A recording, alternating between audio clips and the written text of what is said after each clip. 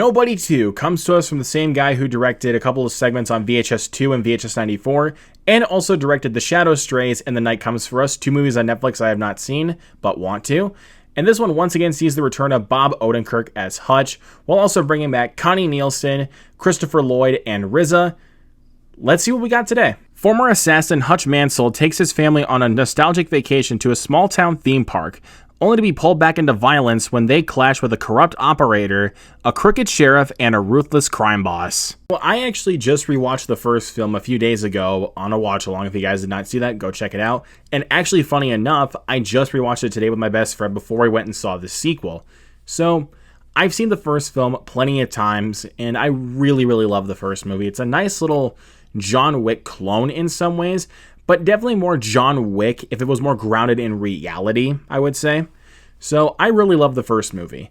Walking into this sequel, it kind of seemed a bit like a rehash. I was still really excited because I loved the first one, but it definitely kind of seemed like a rehash of the first film, just in a more vacation-like setting. But I gotta say, walking out of this one, I had a lot of fun. And funny enough, when I went to the screening tonight, there was nobody there. I'll be here all week. Now here's the question. Is this better than the first movie? No. I think the first one was a little bit better.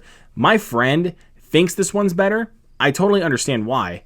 But I like the first one a little bit more because there was a little bit more of a story and there was a good balance with the comedy and the action and all that.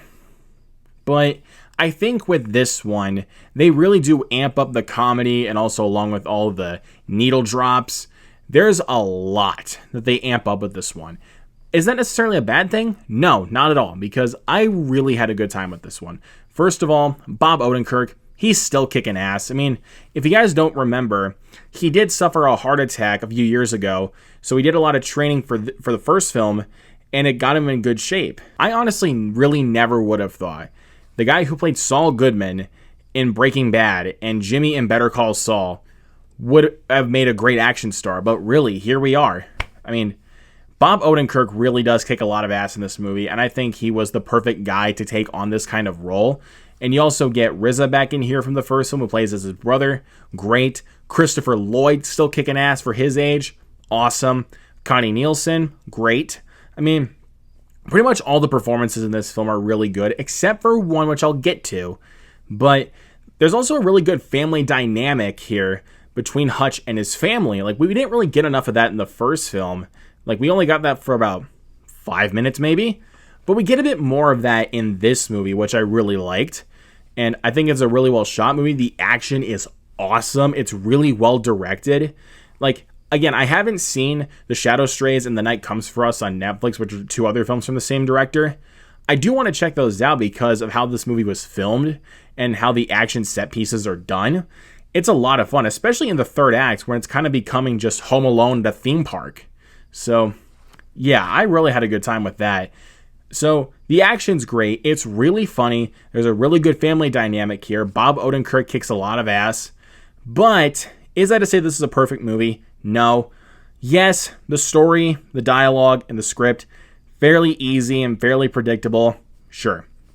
But where my issues lie with this movie, there's a bit too much going on, especially for an 89-minute movie. There's a lot of jumping around here where it's like, okay, now we're this way, now we're this way, this way, this way, this way. And I'm like, whoa, whoa, whoa, whoa. Slow down there a little bit. You're kind of losing me here.